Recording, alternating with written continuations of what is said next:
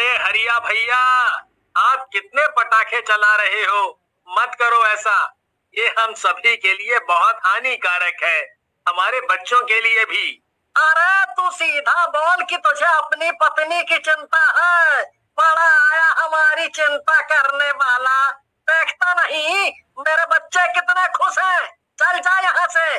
भीमा सबसे कहता है, पर कोई भी गांव वाला उसकी बात नहीं सुनता। भीमा घर जाकर सभी खिड़की दरवाजे बंद कर लेता है, पर कुछ देर बाद पटाखों से निकला हुआ धुआं घर में आने लगता है और विमला की हालत बहुत ज्यादा खराब हो जाती है। उसकी खांस खांस कर सांस फूलने लगती है और कुछ ही देर में वो मर जाती है।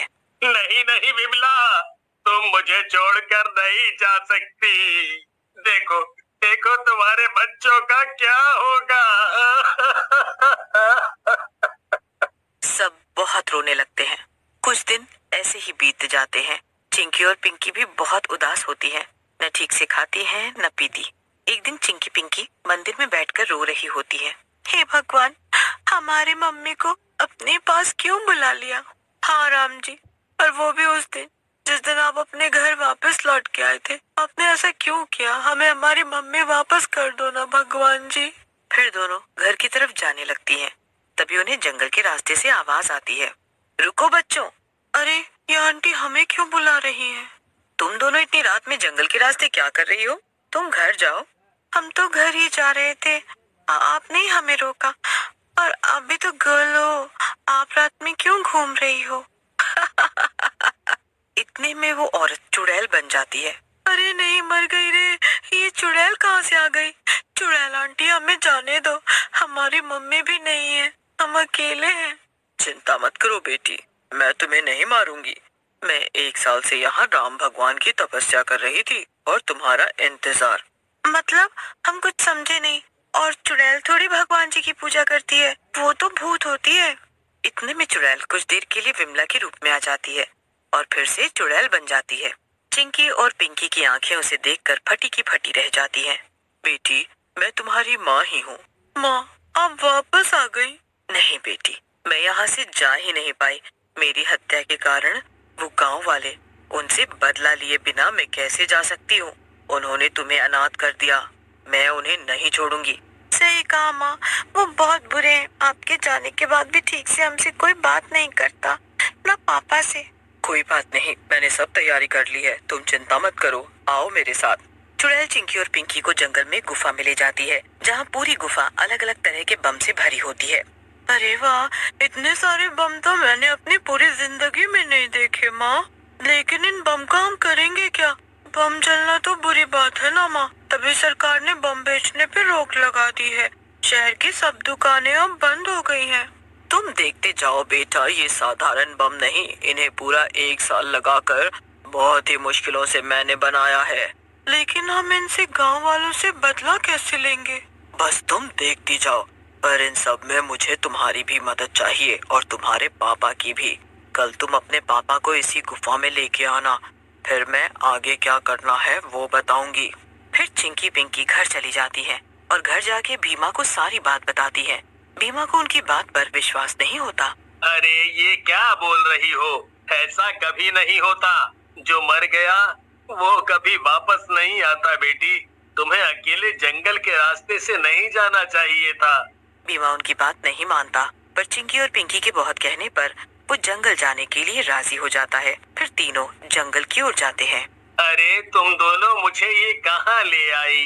तुम्हारी माँ यहाँ हो ना हो, लेकिन जंगली जानवर ही हमें जरूर खा जाएं। हाँ। अरे पापा, कुछ नहीं होगा, आ जाओ। तभी वो गुफा पर पहुंच जाते हैं। जैसे ही भीमा गुफा के बाहर पहुंचता है, उसके पैरों के नीचे से जमीन ही खिसक जाती है। उसके सामने एक चुड़ैल खड़ी होती है। अरे ये तुम्हारी माँ की जगह चुड़ैल कहाँ से आ गई? बच्चों तुम दूर रहो। देखो देखो चुड़ैल जी, ये नादान बच्चे हैं, आप इन्हें माफ करके छोड़ दो, इन्हें मत मारना। भीमा, मैं विमला हूँ, तुमने मुझे पहचाना नहीं? तभी चुड़ैल कुछ देर के लिए विमला के रूप में आके दिखती है। भीमा बहुत हैरान हो जाता है। विमला, तुम वापस आ गई।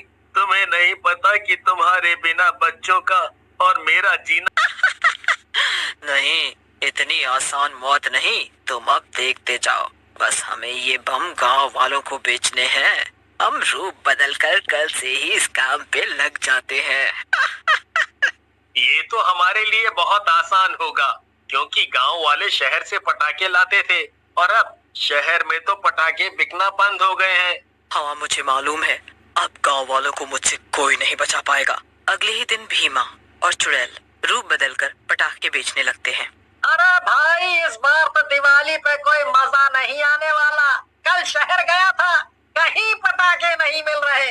हाँ भाई, सही कह रहे हो। लगता है उस मनहूस विमला की हाय लग गई।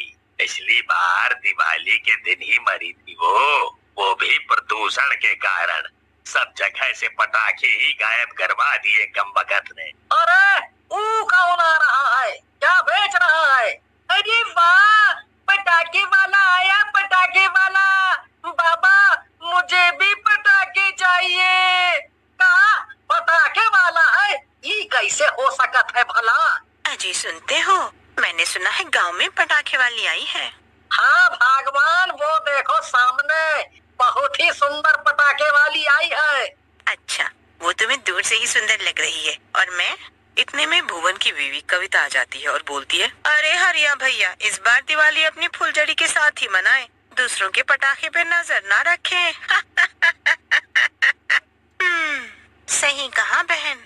हाँ हाँ, समझ गया मेरी फुलझड़ी। चलो अब पटाखे ले लेते हैं, जल्दी से, नहीं तो खत्म ना हो जाए। फिर सब गांव वाले पटाखे खरीदने लगते हैं और यही नहीं, अगले 2 साल के लिए भी अभी से पटाखे ले लेते हैं। सब पटाखे बेचकर चुड़ैल और भीमा गुफा में वापस आ जाते हैं और बहुत खुश होते हैं। फिर अगला दिन हो जाता है, सब लोगों के घर सजे होते हैं। भीमा और चिंकी पिंकी भी चुड़ैल के साथ मिलकर अपने घर को बहुत सुंदर सजाती हैं। माँ, तुम घर के अंदर चली जाओ, कोई आपको ना देख ले। चिंता मत करो, जब तक मैं ना चाहूँ तुम्हारे अलावा मुझे बाहर का कोई आदमी नहीं देख सकता। इस बार मैं तुम्हारे साथ खूब दिवाली मनाऊंगी। पिछली बार तो इन गांव वालों की वजह से मेरे प्यारे बच्चे कुछ भी नहीं कर सके। फिर रात हो जाती है और चुड़ैल अपने परिवार के साथ खूब पटाखे जलाती है। माँ, प्रदूषण नहीं होगा? नहीं, ये मेरे जादुई पटाखे हैं, इनसे प्रदूषण नहीं होगा। तुम जी भर के जलाओ और दिवाली मनाओ, फिर इन गांव वालों का हिसाब भी तो करना है। चुड़ैल और उसका परिवार बहुत खुश होता है। फिर कुछ देर बाद बाकी गांव वाले भी पटाखे जलाने लगते हैं। मेरे बच्चों, अब इन गांव वालों की बारी है, तुम बिल्कुल भी मत डरना। यहाँ जो भी होगा उसे तुम्हें और भीमा कोई नुकसान नहीं होगा। मैं अभी आती हूँ। इतना बोलकर चुड़ैल गायब हो जाती है। सब गांव वाले बॉम्ब जलाने लगते हैं। जैसे ही सब गांव वाले पटाखे जला देते हैं, उन जले हुए पटाखों से अचानक से धुआं निकलने लगता है। अरे मर गई रे, ये क्या? पटाखे जलने के इतनी देर बाद धुआं कैसे निकलने लगा इनमें से? किसी को कुछ समझ नहीं आता, आखिर ये सब क्या हो रहा है। सब भीमा के पास जा ही रहे होते हैं कि तभी विमला चुड़ैल के रूप में आ जाती है। ये सब तुम्हारे ही कर्मों का फल है। मेरे पति तुमसे मेरे प्राणों की रक्षा के लिए भीख मांगते रहे और तुमने उनकी एक न सुनी। भुगतो अब तुम सब मरोगे। हमें माफ कर दो, हम कभी पटाखे नहीं चलाएंगे, कभी प्रदूषण नहीं करेंगे। देखो, हमारे भी छोटे छोटे बच्चे हैं। अब मैं कुछ नहीं कर सकती, तुम्हें अब भगवान ही बचा सकते हैं। मेरा बदला पूरा हुआ। हे भगवान, हमें बचा लो, हमें माफ कर दो, हम कभी ऐसा नहीं करेंगे। तभी वहाँ राम भगवान प्रकट होते हैं। उनके आते ही सारा धुआं गायब हो जाते हैं। तभी गांव वाले माफी मांगने लगते हैं। हमने तुम सबको क्षमा किया,